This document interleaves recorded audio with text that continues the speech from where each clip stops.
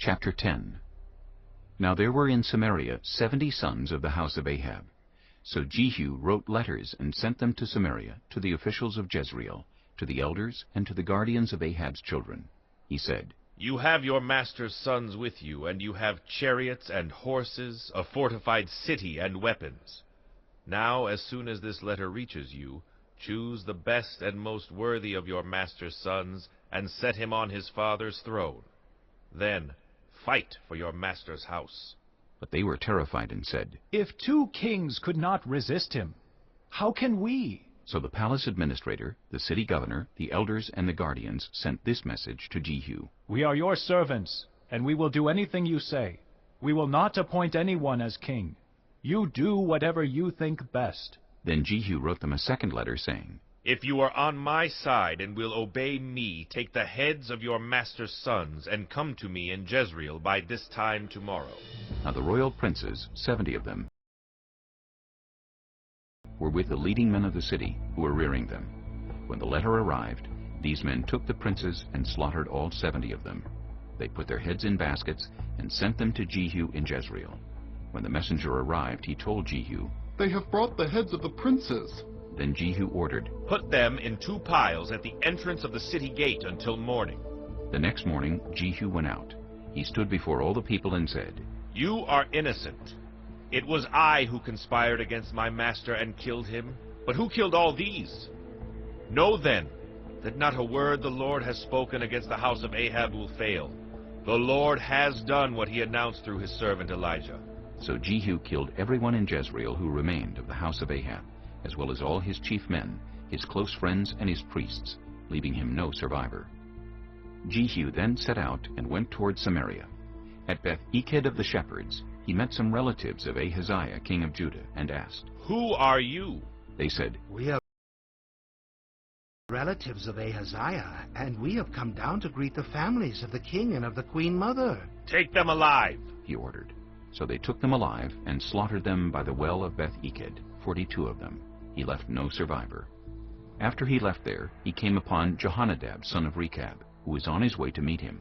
Jehu greeted him and said, Are you in accord with me as I am with you? I am. Jehonadab answered. If so, Said Jehu. give me your hand. So he did, and Jehu helped him up into the chariot. Jehu said, Come with me and see my zeal for the Lord. Then he had him ride along in his chariot. When Jehu came to Samaria, he killed all who were left there of Ahab's family. He destroyed them, according to the word of the Lord, spoken to Elijah. Then Jehu brought all the people together and said to them, Ahab served Baal a little. Jehu will serve him much. Now summon all the prophets of Baal, all his servants, and all his priests. See that no one is missing, because I am going to hold a great sacrifice for Baal. Anyone who fails to come will no longer live.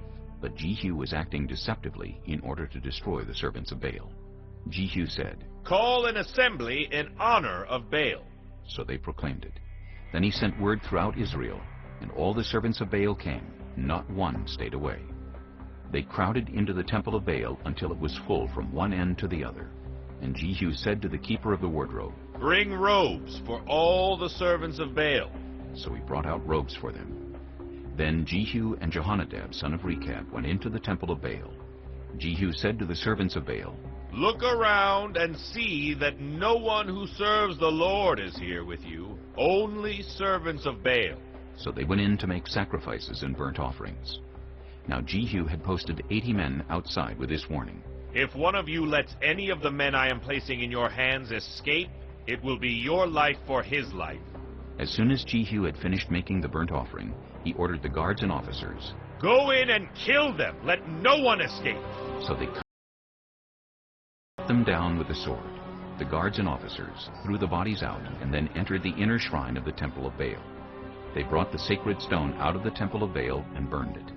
They demolished the sacred stone of Baal and tore down the temple of Baal, and people have used it for a latrine to this day. So Jehu destroyed Baal worship in Israel. However, he did not turn away from the sins of Jeroboam son of Nebat, which he had caused Israel to commit, the worship of the golden calves at Bethel and Dan. The Lord said to Jehu, Because you have done well in accomplishing what is right in my eyes, and have done to the house of Ahab all I had in mind to do, your descendants will sit on the throne of Israel to the 4th generation. Yet Jehu was not careful to keep the law of the Lord, the God of Israel, with all his heart. He did not turn away from the sins of Jeroboam, which he had caused Israel to commit. In those days, the Lord began to reduce the size of Israel. Hazael overpowered the Israelites throughout their territory east of the Jordan in all the land of Gilead, the region of Gad, Reuben, and Manasseh, from Aroer by the Arnon Gorge through Gilead to Bashan. As for the other events of Jehu's reign, all he did and all his achievements, are they not written in the book of the annals of the kings of Israel? Jehu rested with his ancestors and was buried in Samaria, and Jehoahaz his son succeeded him as king. The time that Jehu reigned over Israel in Samaria was 28 years.